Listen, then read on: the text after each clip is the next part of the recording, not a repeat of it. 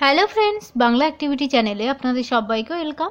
প্রাথমিক শিক্ষক নিয়োগে স্থগিতাদেশ দিল না সুপ্রিম কোর্ট। কোন মামলা জেনে নিন আজকের আপডেট।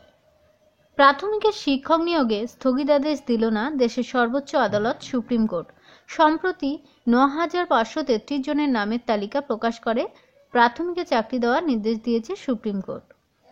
এই নিয়োগের উপর স্থগিতাদেশ চাওয়া হয়, তবে স্থগিতাদেশ দেওয়া হলো না।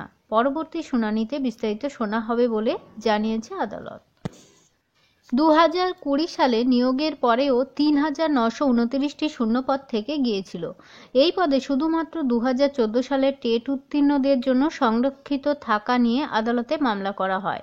কলকাতা হাইকোর্টের নির্দেশে মামলাকারীদের পক্ষে মামলা যায় সুপ্রিম কোর্টে। তাদের মামলা নিষ্পত্তি না হওয়া পর্যন্ত সেই নির্দেশের উপর স্থগিতাদেশ চেয়ে আবেদন করেছিল চাকরি প্রত্যাশীদের একাংশ।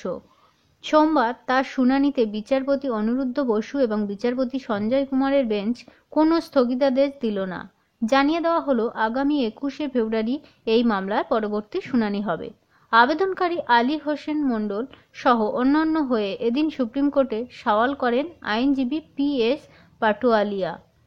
আইনজীবী বলেন, মাত্র 325 জন চাকরি পাননি, ফলে এখনও খালি পড়ে থাকা পদে তাদের অগ্রাধিকার দেওয়া হোক এবং সুপ্রিম কোর্টে এই মামলার নিষ্পত্তি না হওয়া পর্যন্ত তারা কিন্তু 29শে জানুয়ারি সুপ্রিম কোর্টের নির্দেশ স্থগিতাদেশ করতে হবে, এমনটাই জানা যাচ্ছে।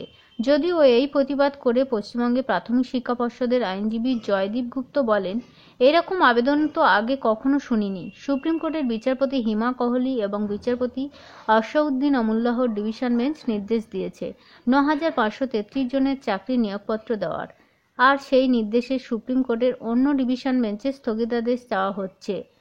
It is shocking. উভয় পক্ষের বক্তব্য শুনে শীর্ষ আদালত জানিয়ে দেয়, কোনো স্থগিতাদেশ দেওয়া হচ্ছে না।